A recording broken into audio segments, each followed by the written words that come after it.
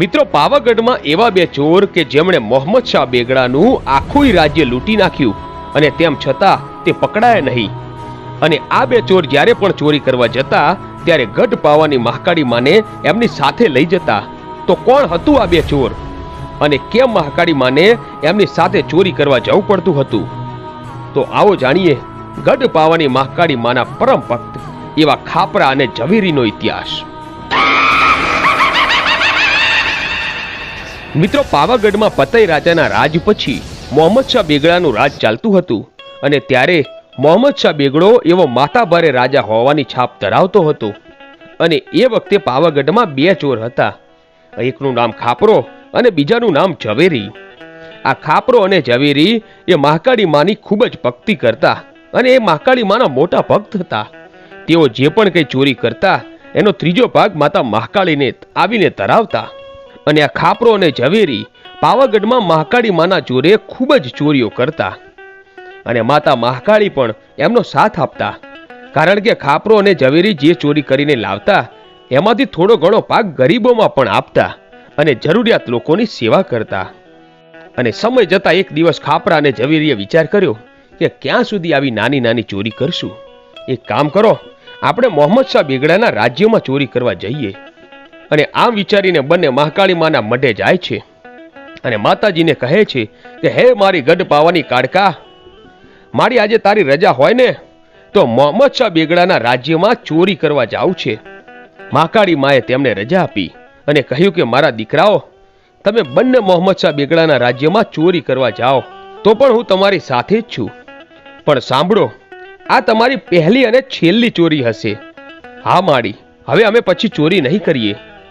અને આમ ખાપરો અને ઝવેરી રાત્રે મોહમ્મદ શાહ બેગડાના રાજ્યમાં ચોરી કરવા માટે ઉતર્યા અને રાજમહેલમાં જઈ અને ખજાનામાંથી કિંમતી રત્નો ઉપાડ્યા.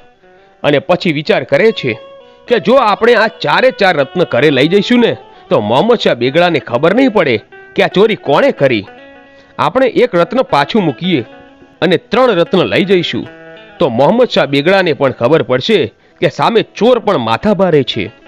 અને આમ રાત્રે ચોરી કરી અને બંને જણાએ 3 રત્ન ઉપાડી ત્યાંથી નીકળી ગયા અને આવીને પોતાના ઘર ભેગા થઈ જાય છે. અને આમ કરતા કરતા રાત ગઈ અને સવાર પડી અને ત્યાં તો મોહમ્મદ શાહ બેગડાના રાજ્યમાં ચોરી થઈ આવી બૂમો પડવા લાગી.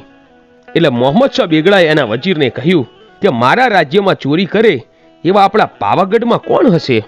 મારી આટલી તાક છે, તેમ છતાં એમણે આપણા રાજ્યમાં ચોરી કરવાની હિંમત કેવી રીતે કરી?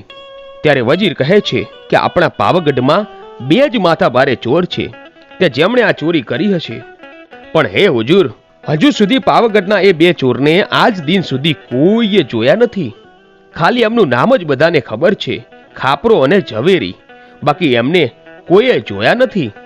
પછી રાજાએ પાવાગઢમાં ઢંઢેરો પીટાયો કે ખાપરા અને ઝવેરીને માલુમ થાય કે હું જે ટોળિયા ઉપર સૂવું છું ને એના 4 પાયા સોનાના છે. તો જો ખાપરા અને ઝવેરીએ એની માનું દૂધ પીધું હોય ને તો આ રાજ્યમાં ફરી ચોરી કરી બતાવે અને એ પણ મારા ટોળિયાના 4 પાયા. એટલે ખાપરા અને ઝવેરીને ખબર પડી એટલે તેઓએ બંને જણા પાછા મહાકાળી માના મઢે આવીને કહ્યું કે હે માળી, અમે તો 3 રત્ન ચોરીને લાવ્યા છીએ અને એમાં તો અમારી 7 પેઢીઓ ખાઈને તો પણ ખૂટે એમ નથી. પણ હે માં, મોહમ્મદ શાહ બેગડાએ અમને લલકાર કર્યો છે અને માં, તારી રજા હોય ને તો મોહમ્મદ શાહ બેગડાના રાજ્યમાં એમના ટોળિયાના સોનાના 4 પાયા ચોરી લાવવા છે. ત્યારે મહાકાળી માં બોલ્યા કે હું તમારી સાથે છું. જો તમને મોહમ્મદ શાહ બેગડાના હાથમાં આવવા દઉં ને તો હું ગઢ પાવાની કાળકાનો કહેવાઉં અને મારું વેણ કોઈ દી ખોટું ન પડે. અને પછી તો ખાપરો અને ઝવેરી અને સાથે મહાકાળી માતા મોહમ્મદ શાહ બેગડાના રાજ્યમાં ઉતરે છે અને મહાકાળી માએ પોતાના ચમત્કારથી આખા રાજ્યમાં જેટલા હતા એ બધાને સુવડાવી દે છે. અને ખાપરો, ઝવેરી અને માતા મહાકાળી રાજાના ઢોળિયા આવ્યા અને ખાપરો અને ઝવેરી મોહમ્મદ શાહ બેગડાના ઢોળિયાના 1 પાયા કાઢી અને એની જગ્યાએ લાકડાના પાયા મૂકી રહ્યા છે. અને આમ કરતા કરતા મોહમ્મદ શાહ બેગડાના ખાટલાના 4 પાયા સોનાના ચોરી અને લાકડાના ફીટ કરી દીધા. અને મોહમ્મદ શાહ બેગડાના સોનાના 4 પાયા ચોરી એની જગ્યાએ લાકડાના પાયા ત્યાં લગાવીને રાતોરાત ઘરે પાછા આવી જાય છે. અને આમ કરતા કરતા બીજો દિવસ ઉગ્યો અને રાજા એના ખાટલામાં નીચે નજર કરીને જુએ છે તો સોનાને પાયાની જગ્યાએ લાકડાના ટેકા મૂકેલા હોય છે. ત્યારે રાજા વિચાર કરે છે કે આ બંને ચોરો તો બહુ માથાભારે છે, મારે આ બંને ચોરોને જોવા પડશે. પછી પાછા મોહમ્મદ શાહ બેગડાએ રાજ્યમાં ઢંઢેરો પીટાવ્યો કે ખાપરા અને ઝવેરીને માલુમ થાય કે મારા રાજ્યમાં સોના અને ચાંદીની ગુણોથી ભરેલું એક ઊંટ ફરતું મૂક્યું છે. જો તમે જબરા હોય ને તો આ ઊંટને ચોરી બતાવો, તો તમને માનું કે તમે ખરા ચોર અને ખરા બારવટીયા કહેવાઓ. અને આ ઢંઢેરાની ખાપરા અને ઝવેરીને ખબર પડી એટલે આ બંને મહાકાળી માના મઢે આવ્યા અને કહ્યું કે હે મારી ગઢ પાવાની કાડકા, આ મોહમ્મદ શાહ બેગડો તો હઠે ભરાણો છે. જો તું રજા આપતી હોય ને તો આ ઊંટને પકડવા અમારે બંનેને જવું પડશે. એટલે મારી ગઢ પાવાની દેવીએ રજા આપી અને ખાપરો અને ઝવેરી ઊંટને પકડવા માટે માર્ગે નીકળી પડ્યા. પણ આ ઊંટને પકડવું ખૂબ જ અઘરું હતું.